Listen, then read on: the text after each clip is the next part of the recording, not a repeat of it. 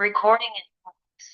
Bismillahirrahmanirrahim. Assalamu alaikum. Today is 17th of November 25 and we are starting our today's lecture of CAFED Audit and Insurance Essentials. uh, हमने पढ़ा शुरू किया था professional ethics chapter number जो आपको screen पे दिखाई भी दे रहा होगा, चैप्टर नंबर 13। तो हमने इसका पेज 1 जो फंडामेंटल प्रिंसिपल्स हैं वो पढ़ लिए थे। आज हम शुरू करेंगे उसकी डिटेल। जो पहला प्रिंसिपल है वो इंटेग्रिटी है। तो हम इंटेग्रिटी से बात शुरू करेंगे। इंटेग्रिटी में हमने पढ़ा था स्ट्रेट फॉरवर्डनेस एंड ऑनेस्टी, या honesty together with strength of mind. A chartered accountant shall comply with the principle of integrity, which requires an accountant to be so straightforward and honest in all professional and business relationships. इस फिक्रे में आपको कोई नई चीज़ नहीं है, इसे याद करने का कोई मकसद नहीं है सवाए इसके कि सिर्फ ये देखें कि वो स्ट्रक्चर कैसे बना रहा है फिक्रे का। आप सिंपल अल्फाज में लिखें कि चार्टर्ड अकाउंटेंट ये करेगा, चार्टर्ड अकाउंटेंट ये नहीं करेगा। आपने इस सेंस में बात करनी है। वी वाला चक्कर नहीं करना या ऐसे करना चाहिए वाला चक्कर नहीं करना, करेगा। उन्होंने आपके लिए रूल बना दिया और चार्टर्ड अकाउंटेंट का वर्ड है should comply with the principle of integrity which requires an accountant to be straightforward and honest. Integrity implies fair dealing and trustfulness and having the strength of character. वही strength of mind वाली बात आ गई ना। Fair dealing and truthfulness, सच बोले और fair को डील करे, मतलब वही स्ट्रेट फॉरवर्डनेस। उसने दो हिस्सों में तकसीम कर दिया स्ट्रेट फॉरवर्डनेस को। किसमें कर दिया? फेयर डीलिंग और ट्रूथफुलनेस, सच भी बोले और फेयर डील करे। And having strength of character, अपने स्ट्रेंथ ऑफ माइंड, अपना करेक्टर स्ट्रॉन्ग रखे। To act appropriately even when facing pressure to do otherwise or when doing so might create potential adverse personal और organisational consequences के even अगर उसे इसके खिलाफ भी कहा जाए और वो प्रेशर बेयर करे तो भी वो अपने इस रवैये को बरकरार रखे। A chartered accountant shall not knowingly be associated with reports, returns, communication, or other information where the accountant believes that the information contains a materially false or misleading statement। वो इनसे अपने किसी तरह अपने आप को एसोसिएट नहीं करेगा। दूसरे अल्फाज में ऐसी चीज़ जिसके बारे में उसे पता है कि इसमें ये मसला है, उसमें अपनी आप उसे वेट नहीं करेगा, उसमें अपनी एंडोर्समेंट नहीं देगा। Contains statement or information provided recklessly and omits or obscures information required to be included when such omission or obscurity would be misleading। ठीक है। तो इंफॉर्मेशन जो है वो तीन तरह की उसने बता दी कि इसमें वो अपने आप को एंगेज नहीं करेगा। नंबर वो जो मिसलीडिंग है, नंबर दो जो मिसलीडिंग तो पता नहीं है कि नहीं लेकिन बड़ी लापरवाही से बनाई गई और आपको लगता है कि इसमें सही तरह नहीं बनाई गई। और नंबर थ्री जो हमें जो इंफॉर्मेशन इंफॉर्मेशन ओमिट करती है, जो ऑब्सक्योर करती है, हालात को तोड़ मोड़ के पेश करती है, या ओमिट करती है और आपको पता है कि ओमिट कर रही है जिससे ये मिसलीडिंग होगी। तो इन तीनों तरह की इंफॉर्मेशन से अपने आप को डिसएसोसिएट करेगा। इसमें किसी भी किस्म की वो अपनी एसोसिएशन नहीं देगा। ये याद रखना है, ये बहुत इंपॉर्टेंट चीज़ है ये वाला पैराग्राफ।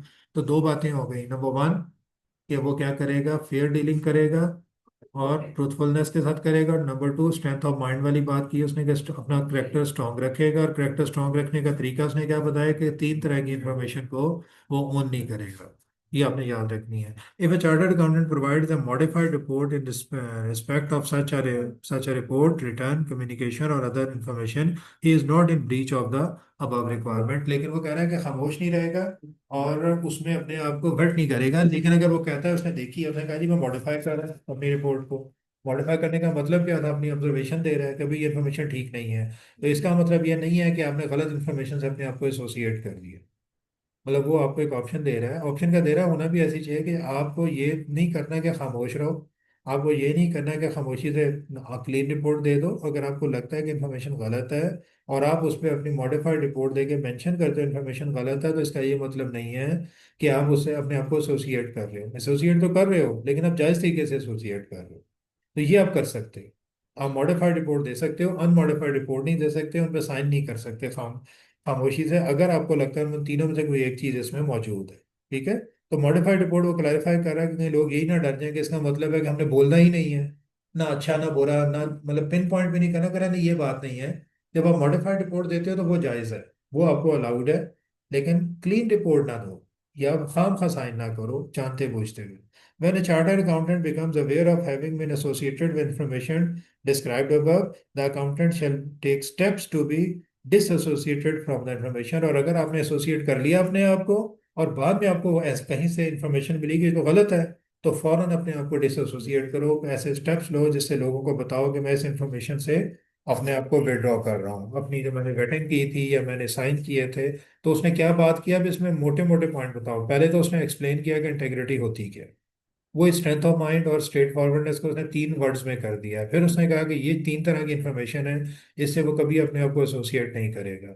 तीसरा पॉइंट दे दिया कि अगर वो मॉडिफाइड रिपोर्ट देके मेंशन कर देता है कि इंफॉर्मेशन गलत है तो ये जायज़ है, इसे हम नाजायज एसोसिएशन नहीं कहेंगे। और चौथे नंबर पे वो कहता है कि अगर कभी आपने कर भी दिया और बाद में आपको पता चला कि आपने गलत इंफॉर्मेशन से अपनी एसोसिएशन डेवलप कर दी है, तो फिर उसे विड्रॉ करो और अपने आप को डिसएसोसिएट करो।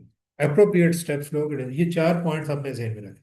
फिर एग्जाम्पल 1 आप पढ़ लीजिएगा और कल हम डिस्कस करेंगे, ठीक है।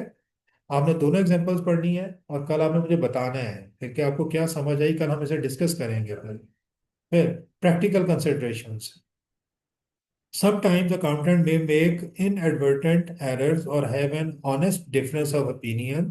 These circumstances do not impact the integrity। अब वो कह रहे हैं इंटेग्रिटी कहाँ पे इफेक्ट नहीं होगी, जहाँ पे गलती से कुछ गलत कर लिया, मतलब ना दानिस्ता तौर पे गलती की आपने, या आपकी ओपिनियन फर्क थी, ठीक है।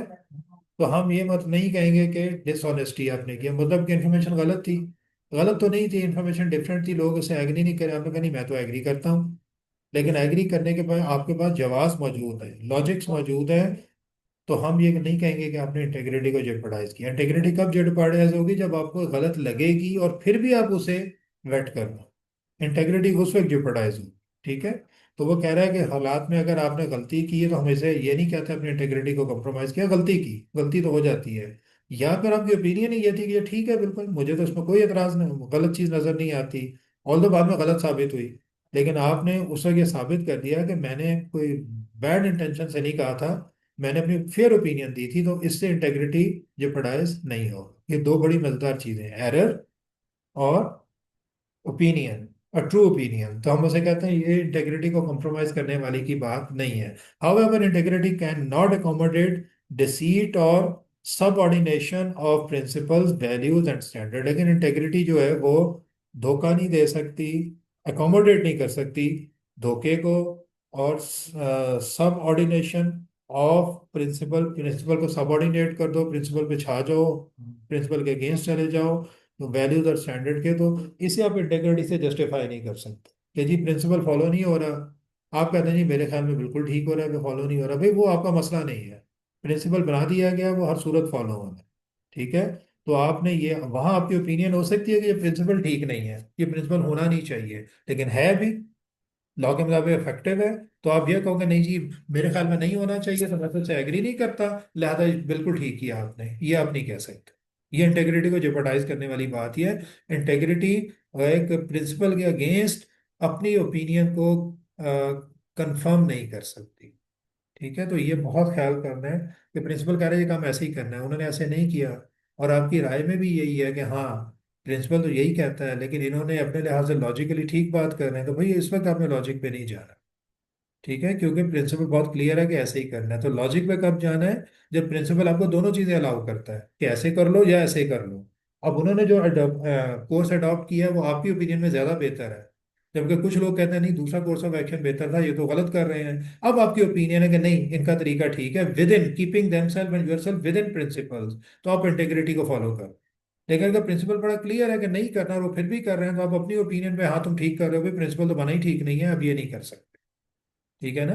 जैसे हम कहते हैं हम रिश्वत देने को जायज करा दे लेते हैं अपने लिए कि यार हमारी तो मजबूरी है, अब लॉ तो मना करता है लेकिन हमारा तो जो जायज काम रुका है तो हम दे देते हैं, तो हमारा तो कोई कसूर नहीं, तो अब इस चीज़ को जायज नहीं कह सकते। रिश्वत देना ही है, चाहे वो अगर लॉ के खिलाफ है तो खिलाफ है, आप अपनी जस्टिफिकेशन क्रिएट नहीं कर सकते, ऑल दो कि आपकी जस्टिफिकेशन शायद हालात के मुताबिक ठीक भी हो।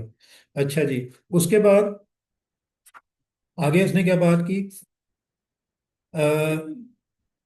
A chartered accountant should test his integrity by asking his two questions. ये बहुत इंपॉर्टेंट है. Am I doing the right thing in the given situation that a person with integrity would do? जो मैं कर रहा हूँ क्या मैं ये बिल्कुल ठीक कर रहा हूँ? क्या आपका ज़मीर मुतमईन है? क्या आपका जो प्रोफेशनल स्टैंडर्ड्स हैं या आपकी प्रोफेशनल थॉट है या आपकी कैपेबिलिटी और कॉम्पिटेंस है, क्या वो कहती है कि आप जो कह रहे हैं बिल्कुल आप इसमें बिलीव भी करते हैं? आपको लगता है ये ऐसे ही है, ऑल्दो कि वो उसका अदरवाइज हो, लेकिन आपको लगता है कि ऐसे ही है. Number one. Number two, am I retaining and my integrity after making a decision in a particular situation.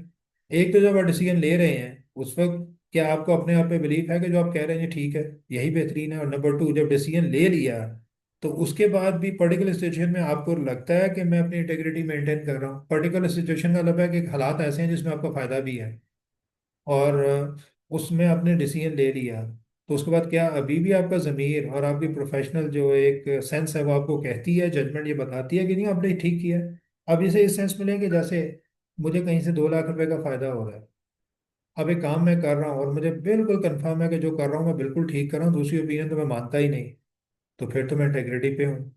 लेकिन अगर मैं उसमें लगता है कि नहीं यार मुझे डाउट है कि ये चीज़ ठीक नहीं है, मैं लेकिन मैं उसके अंदर से जवाब क्रिएट कर रहा हूँ, ज़बरदस्ती का जवाब क्रिएट कर रहा हूँ, तो फिर मैं इंटेग्रिटी पे नहीं.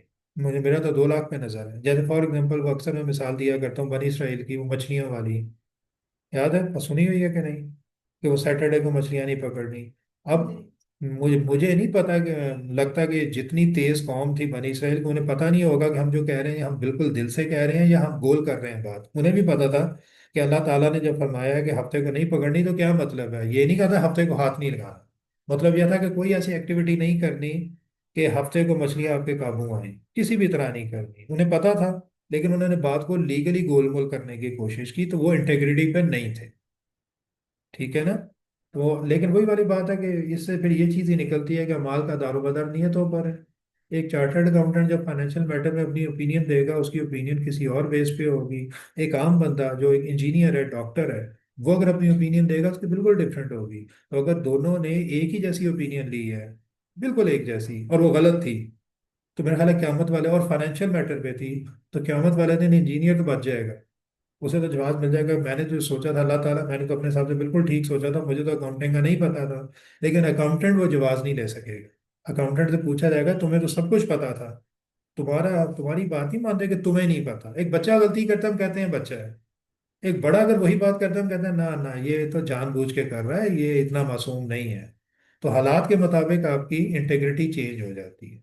ये बात वो कहना चाह रहा है कि एक तो काम करते हुए देखें कि क्या मैं, एक इंटेग्रिटी वाला बंदा यही करेगा जो मैं कर रहा हूँ, और फिर जब कर ले फिर अपने आप से सवाल करे कि जो मैंने किया मेरा दिल मुतमिन है इस पे, मेरी प्रोफेशनल जजमेंट मुतमिन है इस पे कि नहीं. कहीं डाउट है तो वो काम ना करे.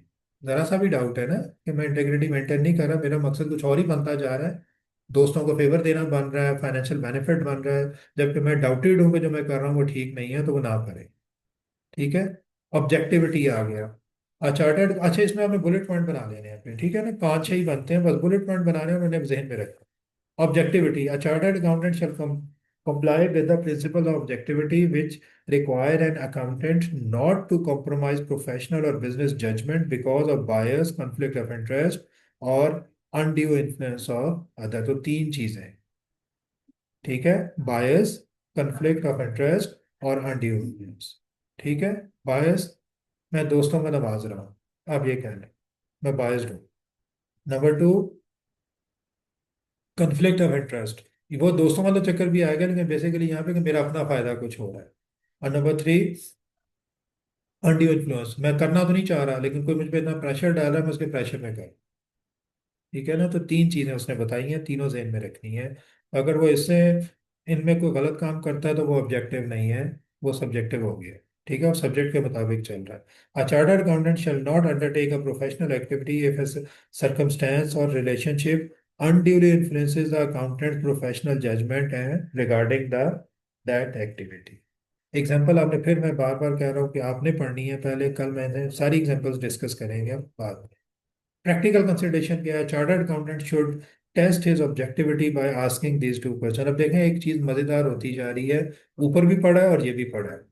बेसिकली आपको देख रहे हैं उसने 2-2 सेक्शन या 3 सेक्शन बना दिए हर एक के. पहला सेक्शन क्या था? इंटेग्रिटी होती क्या है. उसने उसे 2-3 वर्ड डाल के समझाया कि इंटेग्रिटी है। दूसरे पे क्या था, उन्होंने कहा जी इस केस में इंटेग्रिटी बरकरार नहीं रहेगी। यहाँ भी वो बता रहा है कि अगर ये हुआ तो इंटेग्रिटी बरकरार नहीं रहेगी, उसे वही होती क्या कोई उसने होगी। और तीसरे नंबर पे वहां भी प्रैक्टिकल एग्जांपल दी थी कि आप टेस्ट कैसे करोगे, हाउ टू टेस्ट कि मैं ऑब्जेक्टिविटी पे हूँ, इंटेग्रिटी पे हूँ कि नहीं। यहाँ भी वही है, ऊपर भी उसने बताया था, उसने 2 क्वेश्चन अराइज किए थे।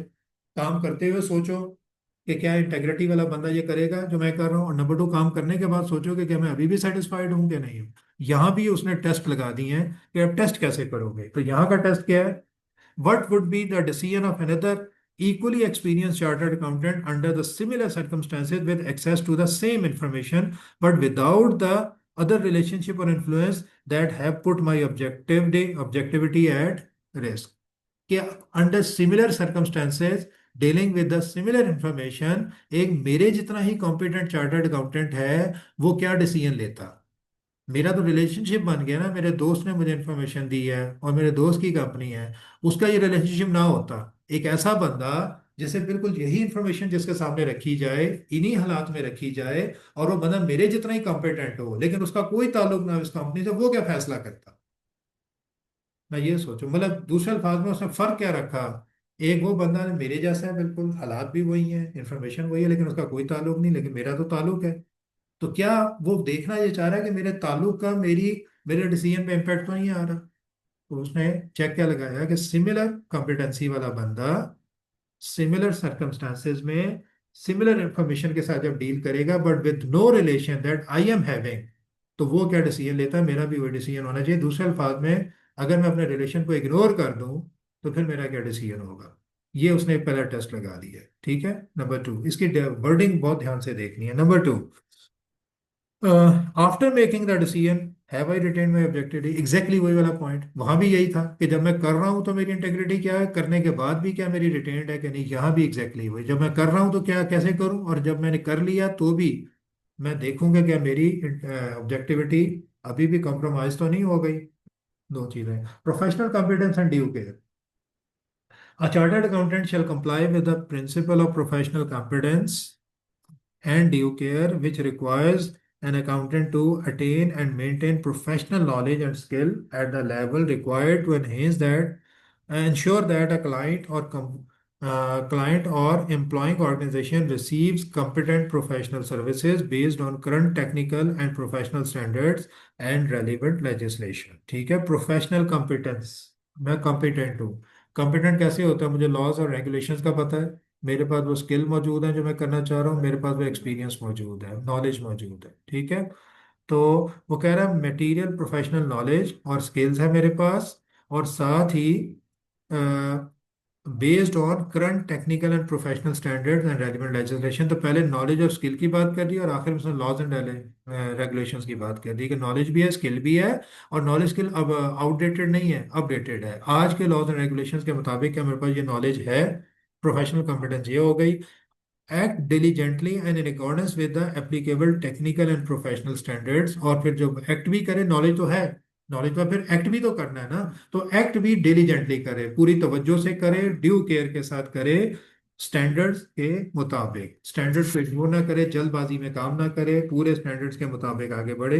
तो पॉइंट नंबर ए जो है वो बेसिकली प्रोफेशनल कॉम्पिटेंस को एड्रेस कर रहा है, और point number be due, point number F लिख दिया उसने, ये बी होना चाहिए मेरा ख्याल है, ठीक है। या पता नहीं एफ ही ना हो, उसका ये देखना पड़ेगा कोड ऑफ एथिक्स में इसका नंबर क्या है। तो और उसे डिलीजेंटली एक्ट करना चाहिए। तो ये दो चीजें कहीं, serving clients and employing organisation with professional competence require the exercise. अब ये वो बता रहा है कि होती क्या है ये। पहले तो उसने एक जनरल बात कर दी कि उसे करना ये चाहिए, उसी को ऐड करा, जैसे ऊपर हमने पढ़ा था इंटेग्रिटी क्या होती है, ऑब्जेक्टिविटी क्या होती है, तो यहाँ उसने थोड़ा एक्सप्लेन किया कि इसका ओवरऑल मकसद क्या है, मतलब क्या है। Serving client and employ organisation with professional competence required the exercise of sound judgement in applying professional knowledge and skill when undertaking professional activities. तो प्रोफेशनल जजमेंट की बात ले आया। पहले उसने कहा कि नॉलेज स्किल को यूज करे, वन, और नंबर 2 पे उसने क्या कहा था कि लॉज एंड रेगुलेशंस के मुताबिक करे, और जब नॉलेज एंड स्किल यूज करेगा तो उसने एक और चीज ऐड कर दी कि प्रोफेशनल जजमेंट जो है उसे अप्लाई करे बेहतरीन अंदाज में। मेंटेनिंग, तो Professional competence requires a continuing awareness and an understanding of relevant technical, professional, and business developments. Continuing professional development enables a chartered accountant to develop and maintain the capabilities to perform competently within the professional environment. तो ये वही वाली बात explain कर रहा है, maintain करनी है। इसका मतलब ऊपर उसने क्या करनी थी, काम करना है प्रोफेशनली स्टैंडर्ड के मुताबिक, और बाद में ड्यू केयर रखनी है। ये काम के दौरान की बात कर रहा है। बाद में क्या कर रहा है कि हर वक्त मेंटेन भी रखे अपने आप को। वहां तो एक असाइनमेंट स्पेसिफिक बात कर दी। अब वो कह रहा है कि ओवरऑल भी उसका मकसद है कि मेंटेन रखे अपनी काम। और मेंटेन कैसे रखेगा, अपने डेवलपमेंट करे, ट्रेनिंग्स ले, मुख्तलिफ चीज़ें पढ़े, मुख्तलिफ सेमिनार्स अटेंड करे एटसेट्रा, तो मेंटेन करे।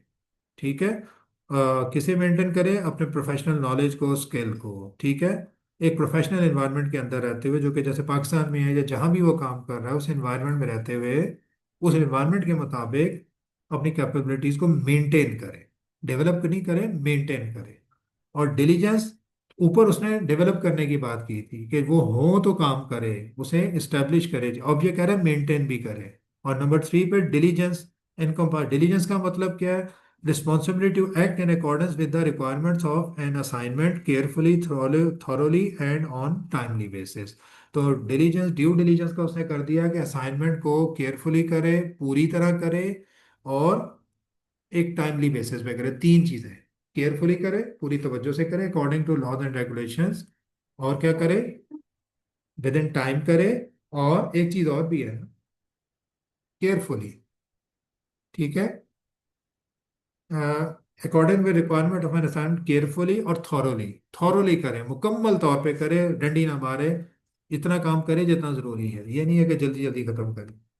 In complying with the principle of professional competence and due care, a chartered accountant shall take reasonable steps to ensure that those working in professional capacity under the accountants have appropriate training and supervision। तो ये उसने एक और बात कर दी कि आप कैसे इंश्योर करोगे कि अपना नहीं, सिर्फ ये भी देखो कि आपके अंडर जो काम कर रहे हैं उनके पास भी पूरा प्रोफेशनल कॉम्पिटेंस हो। तो प्रोफेशनल कॉम्पिटेंस में तो सिर्फ उसकी बात नहीं की, उसने उसकी टीम की भी बात कर दी कि आपने टीम से भी तो काम लेना है ना। तो अपनी टीम से भी देखें कि उनकी भी कॉम्पिटेंस है कि नहीं। ये चीज़ ऊपर मेंशन नहीं हुई, ऑल्दो कि वहाँ भी अप्लाई होती है। इंटेग्रिटी में ना सिर्फ आप इंटेग्रिटी हो, बल्कि टीम की भी इंटेग्रिटी हो, कह सकते हैं। लेकिन यहाँ चूंकि डायरेक्ट इम्पैक्ट है, उन्होंने आपको रिप्रेजेंट करना है और काम करना है, तो उनकी भी कॉम्पिटेंस होनी चाहिए। तो यहाँ उसने बाकायदा जिक्र किया है आपकी टीम का भी। फिर एग्जाम्पल आ गई, जिसे आपने पढ़ लेना है। ठीक है। और ये पूरा उसने एक लिखा है, लेटर लिखा है। ये बहुत वजह से पढ़ना है, कल ये मैं सारा कुछ करूंगा, मैं छोड़ नहीं रहा हूँ, लेकिन एक बार आप पढ़ के आओगे तो फिर हम इसे डिस्कस करेंगे। फिर प्रैक्टिकल कंसिडरेशंस क्या है, chartered accountant should test his professional competence by asking this question. वही वाली टेस्टिंग आ गई, वो जो हर एक में वो कर रहा है। तो टेस्टिंग में क्या है, am I as a team competent and qualified to perform this work? Number 2, can I obtain expert advice or assistance to enable me to perform this work competently? Number वे कि क्या मैं कॉम्पिटेंट हूँ, number 1। तो क्या, number 2, अगर मैं competent नहीं हूँ या कॉम्पिटेंट हूँ लेकिन मैं फर्दर अपनी तसल्ली चाह रहा हूँ, तो क्या मैं किसी एक्सपर्ट को हायर कर सकता हूँ? मतलब फैसला करें कि मुझे एक्सपर्ट हायर करना है कि नहीं। पहले तो अपनी कॉम्पिटेंसी देखनी है, फिर उसके मुताबिक फैसला करना है कि क्या मुझे एक्सपर्ट हायर नहीं कर लेना चाहिए। ये दो चीज़ें आपकी प्रोफेशनल कॉम्पिटेंस और ड्यू केयर को मेंशन करेंगी। ठीक है, इन दोनों का जवाब आप अपने आप से चाहेंगे। फिर कॉन्फिडेंशियलिटी आ गया। A chartered accountant shall comply with the principle of confidentiality, वही सिंपल सा word, standard word, which requires an accountant to respect the confidentiality of information acquired as a result of professional and business relation। Simple सा word है, वही वाली के होती क्या है, उसके बाद क्या करेगा, थोड़ा एक्सप्लेन करेगा कि इसके कंपोनेंट्स क्या हैं, किस किस चीज़ में करनी है, और आखिर में वही टेस्ट लगाएगा। तो accountant shall be alert to the possibility of inadvertent disclosures, including in a social environment and particularly to a close business associate or a close or immediate family member। तो वो बहुत केयरफुल होगा कि मैं confidentiality चीज़ें disclose ना कर दूं अनड्यूली। कहाँ कहाँ पे, ये बहुत इंपॉर्टेंट है, सोशल एनवायरनमेंट। ठीक है। इनएडवर्टेंट का मतलब है ना दानिस्ता, मतलब जानबूझ के नहीं किया है, हमें बातों बातों में हो गया, बहुत केयरफुल रहे। अच्छा, सोशल एनवायरनमेंट का मतलब क्या होता है? हाँ, सोशल, बिजनेस एनवायरनमेंट नहीं कह रहा, सोशल एनवायरनमेंट कह। मतलब किसी बंदे से बातचीत करते हुए। नहीं नहीं, सोशल एनवायरनमेंट का मतलब वो तो फिर आगे आ जाएगा ना। किसी बंदे में तो सब कुछ ही आ जाता है, बंदे में तो बिजनेस भी आ जाता है, सोशल भी आ जाता है, यार दोस्त भी आ जाते हैं, प्रोफेशनल रिलेशन भी आ जाते हैं। सोशल एनवायरनमेंट, आपकी जो एक शादी की तकरीब है, ये आपकी बिजनेस एक्टिविटी होती है कि सोशल एक्टिविटी होती है? सोशल, सोशल है सोसाइटी। सोसाइटी में जब आप मिलते हैं, मुख्तलिफ फंक्शंस में जाते हैं, मुख्तलिफ सेमिनार्स में जाते हैं, दोस्तों से मिलते हैं, ये सोशल एनवायरनमेंट होती है जहाँ बड़े फ्री होके रिलैक्स होके बैठे होते हैं, गप्पे मार रहे होते हैं, जैसे शादियों में अपनी फैमिली में बैठे होते हैं या दोस्तों की महफिल में। इसी सोशल एनवायरनमेंट, और जनरली बंदा वहीं ब्लफ मारता है। जब गप्पें चल रही होती हैं तो बातों बातों में बंदा है भी अपने आप को दिखाने के लिए 10 बातें कर जाता है। ये हमारा कल्चर है। हमें कुछ पता हो ना पता हो, हमने बताना होता है कि आज ही वो पाकिस्तान आर्मी ये करने लगी है, पता कुछ नहीं होता। ठीक है ना, ये अक्सर होता है। मेरी वाइफ है, अब उनकी बहुत सी कोलीग हैं वो आर्मी मैन की वाइफ्स हैं। अब वो आगे बताती है जी, आज वो आर्मी की जो वाइफ है ना, वाइफ उस बंदे की, वो बता रही थी कि हमारी तो बड़ी तैयारी है, बस अटैक होने लगा है। मैंने कहा इतना पाकिस्तान आर्मी नैली दैली है कि अपने एक ऑफिसर को बता देती है कि जाओ पूरे मुल्क में बता दो ये कॉन्फिडेंशियल इंफॉर्मेशन है, अटैक हो रहा है। वो बीवी को बताएगा आके, उसका कोर्ट मार्शल नहीं हो जाएगा? अब ये सोचने वाली बातें हैं, क्योंकि आप लोग तो प्रोफेशनल हो ना। अब खुद ये सोचो कि क्या कोई भी इंस्टीट्यूट इतना वीक हो सकता है कि अपने लोगों में ऐसी बात फैला दे कि वो, और वो आगे बीवियों को बताएं, उनकी भी ट्रेनिंग नहीं है, ताकि वो बीवी आगे पूरी दुनिया में फैला दें, बड़ी कॉन्फिडेंशियल इंफॉर्मेशन है, और आगे फैला दें। ये सारी ना गॉसिप्स होते हैं। ये बात बात जानबूझ के फैलाए जाते हैं, होता कुछ और है और ये फैला दिए जाते हैं। ये टेक्निक्स होती हैं, या फिर वह भी लोग अपने आप को प्रोमिनेंट करने के लिए कि मेरे नंबर लगे, लोग मुझसे पूछें हाँ भी क्या हो रहा है, कैसे हो रहा है, तो इस तरह की हवाएं छोड़ते हैं। कोई भी इंस्टीट्यूट जो होता है ना, स्ट्रॉन्ग इंस्टीट्यूट इतना वीक नहीं होता। फिर उसके लोग जो ट्रेंड होते हैं इस इंस्टीट्यूट के, वो उससे भी स्ट्रॉन्ग होते हैं, उन्हें पता होता है कि हमने क्या बोलना है और क्या नहीं बोलना। But any how, social environment होती है ऐसी इन्वायरमेंट जहाँ खुले होकर रिलैक्स होकर बैठे हो। सबसे ज्यादा ब्लंडर आप वहीं मार रहे होते हैं, बातों बातों में बहुत सी बातें कर रहे होते हैं, आपको नहीं पता होता मैं क्या क्या बोलता जा रहा हूँ। और number two, and particularly to a close business associate. अब ये बिजनेस एनवायरनमेंट की बात है कि आपका बिजनेस एसोसिएट आपका दोस्त नहीं है, आपका पार्टनर है, आपका को डायरेक्टर है, बिजनेस इन्वायरमेंट जो है ना, कॉन्ट्रैक्ट है, और a close immediate family member, या अपनी वाइफ है आपकी। आप वाइफ को बता रहे हैं कि आज मैं ऑफिस में बहुत लेट हो गया, हुआ जो कि बड़ी इंपॉर्टेंट मीटिंग थी, हम कल अटैक करने लगे इंडिया में। अब ये किसी भी आर्मी ऑफिसर का ये कहना बहुत बड़ा ब्लंडर है, क्या ख्याल है? तो ये चीज वो बात कर रहा है, ठीक है, कि ऐसा डिस्क्लोजर ना दे दो अनजाने में, जो कि सोशल एनवायरनमेंट, बिजनेस एसोसिएट और क्लोज फैमिली मेंबर्स में बहुत ज्यादा केयरफुल रहो। पहली बात ये कर रहा है। Number two, maintain confidentiality of information with in the firm और एम्प्लॉइंग ऑर्गेनाइजेशन। अब अपनी बात कर ली कि जिस एनवायरनमेंट में तुम बैठे हो, अपनी फर्म में या जॉब पे हो, तो एम्प्लॉइंग ऑर्गेनाइजेशन, वहां भी कॉन्फिडेंशियलिटी मेंटेन करो, वहां भी अपने दाएं बाएं दोस्तों को खाम खाना बताओ। जो चीज आपके पास है वो बस आपके पास ही रहनी चाहिए। फिर, maintain confidentiality of information disclose bye a prospective client और एम्प्लॉइंग ऑर्गेनाइजेशन। और जो आपका क्लाइंट अभी नहीं बना, उसने आपको कोई इन्फॉर्मेशन दे दी है, अभी क्लाइंट की तो बात ही नहीं हो रही, वो भी मेंटेन करो। ये ना कहो कि ये मेरा कौन सा क्लाइंट है तो मैं बोल दूं, ये मार्जिन नहीं ले सकते, उस बंदे ने ट्रस्ट करके आपको बताया है तो उसे भी मेंटेन करो। Number four, not disclose confidential information acquired as a result of professional and business relationship. और अब प्रोफेशनल रिलेशनशिप बन चुका है, ऊपर क्या था, प्रोस्पेक्टिव था, बना नहीं था, अभी डिस्कशंस हो रही हैं। आप ये कि बन चुका है तो फिर वो कॉन्फिडेंशियलिटी भी ना करो। कौन कौन से में हो गए? नंबर वन, सोशल एनवायरनमेंट वगैरह। नंबर टू, एम्प्लॉइंग अपनी ऑर्गेनाइजेशन। नंबर थ्री, जो अभी एम्प्लॉइंग नहीं है बनने जा रही है। नंबर फोर, जो बन चुके हैं और उसमें आपकी जो एनवायरनमेंट है उसमें। आगे, not use confidential information acquired as a result of professional and business relationship for the personal advantage. अब वो पर्सनल बात पे आ गया कि डिस्क्लोज करना तो अलग बात है, उसे पर्सनली यूज भी ना करो, बिल्कुल उसे एक साइड पे रखो। ठीक है, ऑफ द अकाउंटेंट और for advantages of A third party, ना अपने फायदे के लिए ना किसी और के फायदे के लिए इस्तेमाल करो। आगे, not used or disclose information respect of which the duty of confidentiality applies even if that information has become publicly available whether properly or improperly. तो वो कह रहा है कि अब एक तो आप यूज ना करो, लेकिन ये प्ली भी नहीं ले सकते कि ये तो पहले ही सबको पता है, आप उसमें मजीद ऐड करना शुरू कर दो, आप खामोश रहो। अगर पता है लोगों को तो ठीक, उन्हें कहो जी जहां से आपने सुनी है वहां जाके सुन ले, मैं तो कुछ नहीं बोलता। ठीक है, मैं नहीं बोलूंगा, मैं बात नहीं कर सकता क्योंकि मेरी ड्यूटी है। आपको पहले ही आती हैं तो जाके जिनसे आप बाकी चीज़ पूछिए उनसे ये भी पूछ लो।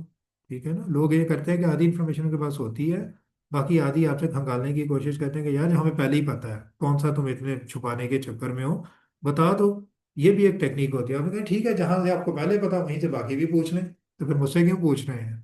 ठीक है ना, ये बड़ी स्ट्रांग चीजें हैं, ये याद रखनी है, ये बड़ा स्ट्रांग माइंड वाली बात है। लोग आपको घुमा फिरा के बात पे लाते हैं कि यार पहले ही हमें पता है, तुम कौन सा कुछ छुपा रहे हो, तो दो बातें बता दो, तो आपने वहां भी नखरा कर। ठीक है। और याद रखें कि अगर आपने बताना शुरू कर दी, तो कल वही लोग आपको कहेंगे आज तो बड़े तुम नेक बन रहे हो, कल तो तुमने सारी बातें खुद बताई थी। और अगर आप नहीं बताएंगे, स्ट्रांग रहेंगे, तो उस वक्त वो नाराज हो जाएगा।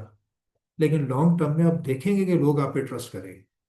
वही बंदा अपनी इंफॉर्मेशन आपको देगा कि उसे पता होगा ये तो एक लफ्ज फालतू नहीं बोलता, बहुत ही सख्त है, वो भी अपनी इंफॉर्मेशन आपको देना शुरू कर देगा। लेकिन अगर आप डिस्क्लोज करेंगे तो वो अपनी इंफॉर्मेशन देने में भी शाय हो जाएगा। जो आपसे पूछ रहा था, कल वो अपनी इंफॉर्मेशन भी आपको नहीं देगा। ठीक है ना, तो ये बड़ी स्ट्रॉन्ग चीज बात होते हैं, फीलिंग्स होती हैं, इन्हें अपने जहन में रखना है। एनी हाउ, अच्छा जी, उसके बाद not use or disclose information respect of which the duty of confidentiality applies. Even वो इन्फॉर्मेशन पूरी दुनिया में फैल गई है, लेकिन आपको तो कहा गया कि आपने कॉन्फिडेंशियल रखनी है, तो आप कॉन्फिडेंशियल ही रखें। आपको ये प्ली नहीं दिया जा सकता कभी, सामने से पहले ही पता है कौन सा कोई नई बात कर रहे हैं हम, तो तुम बता दो। तो आपने कहा नहीं मेरी ड्यूटी नहीं है, मुझे तो कहा गया नहीं देनी, तो मैं नहीं दूंगा, बाकी कहीं से पूछ लें अगर आपको मिलती है तो। अच्छा जी, not to use or disclose any confidential information either required or received as a result of professional और business relationship after the relationship has ended. During relationship ऊपर आ गया था, अब एक रिलेशनशिप खत्म भी हो गया है, तो भी आपने वो डिस्क्लोज नहीं करनी। जैसे मैं एग्जांपल हम देते हैं कि आर्मी के जनरल्स होते हैं या बहुत बड़े बड़े ब्यूरोक्रेट्स होते हैं, इनके पास बहुत ही वाइटल इंफॉर्मेशन होती है, पॉलिटिशियंस की, ब्यूरोक्रेट्स की, पाकिस्तान में क्या बड़ी खौफनाक इंफॉर्मेशन भी होती है, लेकिन ये कभी डिस्क्लोज नहीं करते। इनके डिस्क्लोजर होगा भी तो इनके मरने के बाद, फिर इनकी किताब आए और कई साल बाद आए, जबकि वो इन्फॉर्मेशन आउटडेटेड हो चुकी, तब आप किताबों में पढ़ते हैं कि फलां दौर में अमेरिका ने फलां बंदे को मरवाया था। लेकिन आज आप कभी नहीं सुनेंगे कि आज जो बंदा रिटायर हुआ अगले 3-4 साल में भी ये कहे कि जी फलां दौर में अमेरिका ने मरवाया था बंदे को, कभी नहीं कहेगा, क्योंकि उसके पास वो सारी चीज़ें उसके सामने हुई होती हैं और वो पार्ट होता है उसका। तो कॉन्फिडेंशियलिटी बहुत स्ट्रांग चीज़ होती है, ये आपको फॉलो करनी पड़ती है।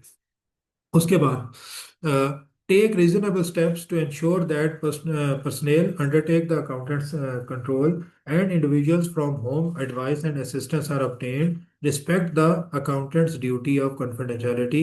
तो वो कह रहा है कि वो जो पर्सनेल हैं जो अकाउंटेंट के कंट्रोल में है या जिनसे आपने इंफॉर्मेशन ली है, दोनों जो है वो आपकी कॉन्फिडेंशियलिटी को रिस्पेक्ट देते हैं। मतलब आपके कंट्रोल में कौन है? आपकी टीम जो आपके नीचे काम कर रही है। जब आपने इन्फॉर्मेशन कहीं से ली तो आपने अपनी टीम को तो देनी है ना। तो आप ये भी इंश्योर करें कि टीम भी उन चीज़ों को कॉन्फिडेंशियल रखे, और जिनसे इन्फॉर्मेशन ली गई है वो भी रिस्पेक्ट करें कि भाई हमने भी डिस्क्लोज नहीं करनी कि हमने अकाउंटेंट को ये बताई थी या हम कहीं और इसका जिक्र करें। तो ये 8 चीज़ें हैं, इनके भी बुलेट पॉइंट बना के एक तरतीब से आपने याद करना है। मैं कोशिश करूँगी एक तरतीब बने ना चीज़ों की, तो तरतीब होगी तो याद रखना आसान हो जाए। ठीक है, तो इसकी तरतीब बनाएं थोड़ी सी। फिर एग्जांपल आ गई है, इसे आपने पढ़ना है। एग्जांपल दोनों को एग्जांपल एक साथ ही हम डिस्कस करेंगे इंशाल्लाह, एक या दो लेक्चर्स में। अच्छा जी, इसके बाद आगे चलते हैं।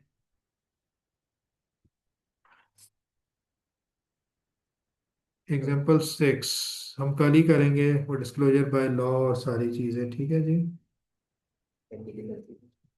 उसके बाद अब आगे जाते हैं। एग्जांपल 7 आ गई, practical considerations. A chartered accountant should check whether he is disclosing confidential information by asking the, वही वाली बात। अब अपने पे चेक लगाना है कि क्या मैं कॉन्फिडेंशियलिटी को फॉलो कर रहा हूँ कि नहीं। हर जगह उसने दो दो पॉइंट ही बताए हैं, बड़ा सिंपल रखा है। Number 1, whether the interest of the party subject to the confidential information could be harmed if the information is disclosed.